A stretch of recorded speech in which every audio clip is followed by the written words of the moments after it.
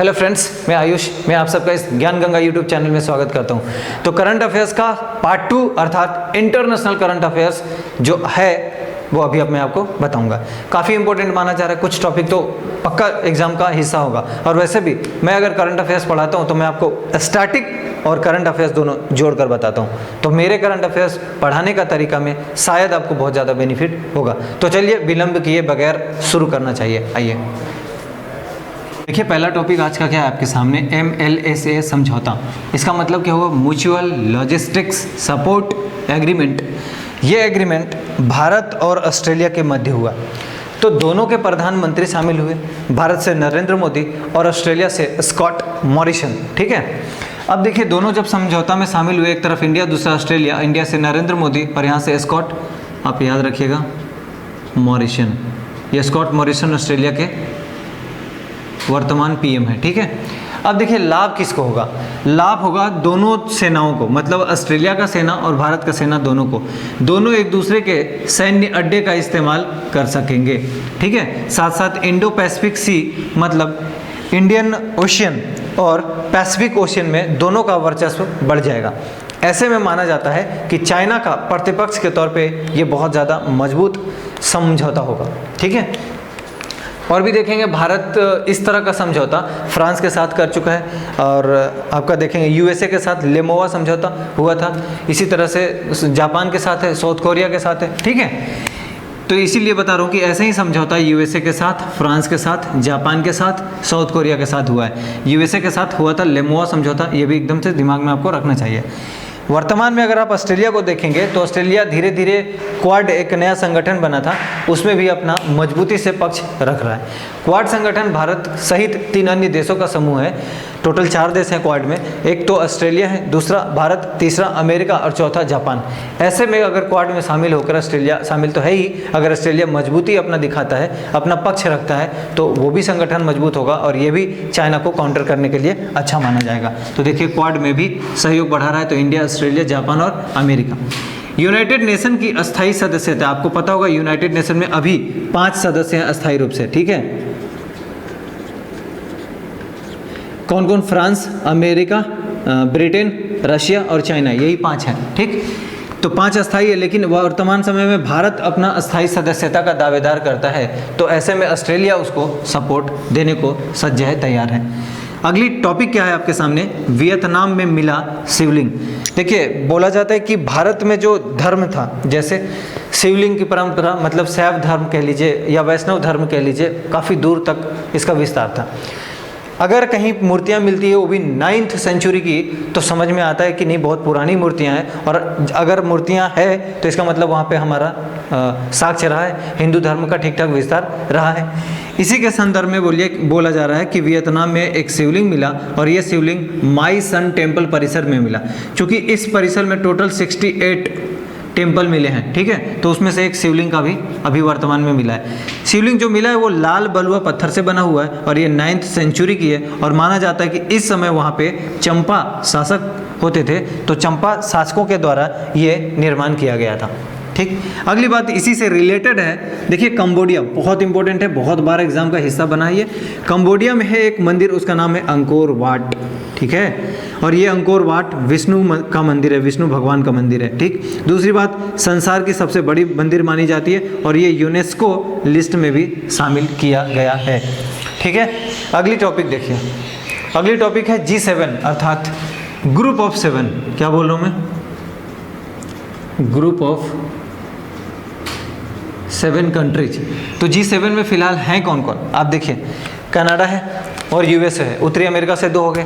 उसके बाद यूरोप से अगर आप देखिएगा तो सबसे पहले ब्रिटेन मिल जाएगा आपको, उसके नीचे फ्रांस आएगा, फिर जर्मनी, इटली, तो 4 वहाँ से हो जाएंगे। देखिए 2 उत्तरी अमेरिका, और ये 4 आपको मिल जाएंगे यूरोप से, और एक मिल जाएगा आपका एशिया से। तो 4 2 6 एक साथ आपको याद रखने के लिए आसानी होगी, इस वजह से मैं ऐसा बोल रहा हूँ।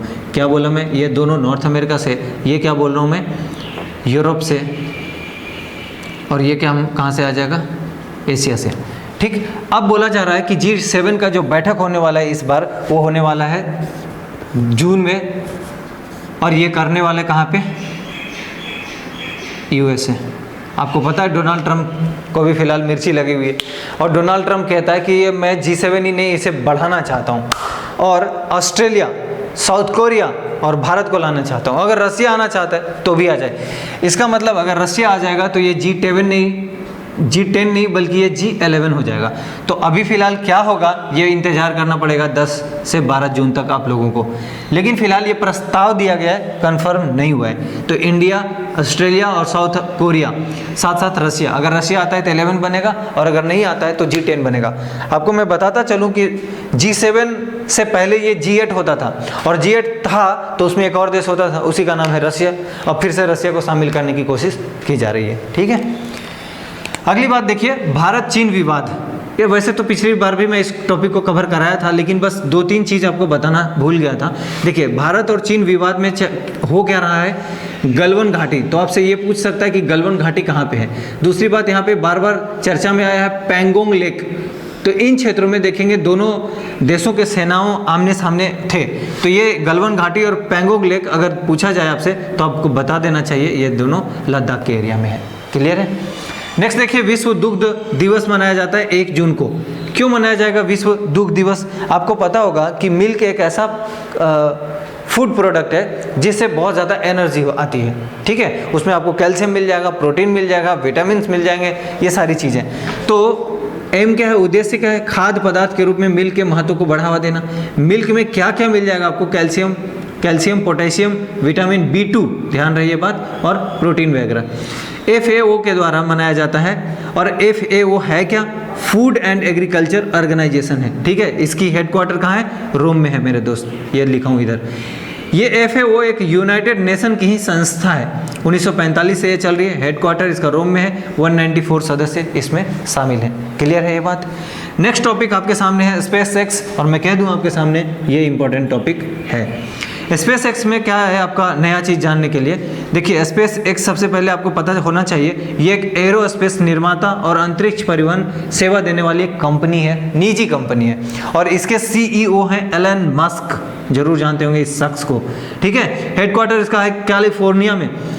स्पेस एक्स ने क्या किया है? नासा के सहयोग से अंतरिक्ष में यात्रियों को भेजने वाली प्रथम निजी अंतरिक्ष कंपनी बन गई है। इसका मतलब पहली बार कोई निजी कंपनी भेज रही है किसी भी यात्री को अंतरिक्ष में। बड़ी अचीवमेंट माना जा रहा है ये। ठीक है, नेक्स्ट टॉपिक आपके सामने क्या है आज? नेक्स्ट टॉपिक है ग्लोबल वैक्सीन समिट। ठीक है, काफ़ी इंपॉर्टेंट है ये भी भाई, क्योंकि अगली लाइन में आपको समझ में आएगा भारत भी शामिल हुआ। तो भारत जब जहाँ शामिल हो रहा है वो टॉपिक इंपॉर्टेंट हो जाता है। ठीक, देखिए इसकी अध्यक्षता कौन किया था, ये पूछा जा सकता है कि ग्लोबल वैक्सीन समिट का अध्यक्षता किया था कौन? तो उसका आंसर होगा ब्रिटेन, यूनाइटेड किंगडम। ये 50 देशों की एक ग्रुप है। ये एक्चुअली ग्लोबल वैक्सीन समिट क्यों हो रहा है? देखिए, विश्व स्तर पर आपको पता होगा कोरोना महामारी है। ऐसे में वैक्सीनेशन की रिसर्च के लिए बहुत सारे पैसे की ज़रूरत होगी और बहुत सारे डॉक्टर्स की, बुद्धिजीवी की ज़रूरत होगी। भारत अपना सहयोग दे रहा है। GAVI क्या है? ये global alliance for vaccine and immunization. ये एक संगठन है, ये भी वैक्सीनेशन के लिए आगे आ रही है, रिसर्च कर रही है। भारत सरकार इसके लिए $15 मिलियन देने को तैयार है, और भारत अपना हर जगह, हर अंतर्राष्ट्रीय संगठन में अपना वर्चस्व दिखा रहा है, और अपना जितना भी योगदान दे पाए जरूर दे रहा है। बड़ी अचीवमेंट है हमारे देश के लिए ये। ठीक, अगली बात देखिएगा, विश्व साइकिल दिवस ये मनाया जाता है 3 जून को। क्यों मनाया जाता है? साइकिल एक सरल स्वच्छ साधन होता है, इससे बिल्कुल भी प्रदूषण नहीं होता। और देखेंगे एक देश है नीदरलैंड, जिसकी राजधानी है एम्स्टर्डम, और यहाँ पे एम्स्टर्डम में 40% ऐसे लोग हैं जो साइकिल ही यूज करते हैं। कितनी अच्छी बात है ना? पर्यावरण के लिए बहुत अच्छी बात है। और इसी से रिलेटेड अगली बात आपको बताता हूँ, विश्व पर्यावरण दिवस 5 जून को मनाया गया इस बार भी, और ये 1972 में प्रस्ताव दिया गया था, लेकिन 1974 से रेगुलर मनाया जा रहा है। इस बार की जो थीम थी वो है बायोडाइवर्सिटी, दैट इज जैव विविधता। क्यों मनाया जा रहा है भाई? पर्यावरण जागरूकता को बढ़ाने के लिए, इन्वायरमेंट की सुरक्षा को बढ़ाने के लिए। ठीक है, मेजबानी कौन किया इस बार? बहुत इंपॉर्टेंट है, यह कोलंबिया और जर्मनी दोनों संयुक्त रूप से मेजबानी किए थे। किसके द्वारा मनाया जाता है ये? UNEP क्या है? यूनाइटेड नेशन एनवायरनमेंट प्रोग्राम, एक आता है डीपी, तो डेवलपमेंट प्रोग्राम कहलाता है। तो इस तरह से इस वीक का करंट अफेयर्स मैं समाप्त कर दिया हूँ। आपसे उम्मीद करता हूँ कि दोनों वीडियो जरूर देख लेंगे और अगर कोई सुझाव आए तो ज़रूर बता देंगे। आप लोगों को कैसा लगा वो फीडबैक जानने के लिए मैं और मेरी टीम दोनों बहुत ज़्यादा तैयार रहती है। तो आप लोग अपना बहुमूल्य समय ज़रूर निकाल कर दें, इससे हमें कुछ सुझाव मिलेगा। और एक बात, अगर आप लोग को अच्छा लग रहा है तो प्लीज़ यार दोस्तों को ज़रूर शेयर करते रहें, क्योंकि मेरे जो हम लोगों की मकसद है कि हम गाँव तक पहुंच सके, वंचित लोगों तक पहुंच सके, उन तक पहुंच सके जहां तक रिसोर्सेस नहीं है। काफ़ी मैं मेहनत कर रहा हूं इस वजह से, सिर्फ कि हम सब तक पहुंच सकें। और अगर आप लोग सहायता करेंगे तो ये काम बहुत जल्दी हो जाएगा, और मैं इतना उम्मीद आपसे हमेशा करते हुए चलता हूँ। ठीक है, तो बने रहें चैनल पे। धन्यवाद।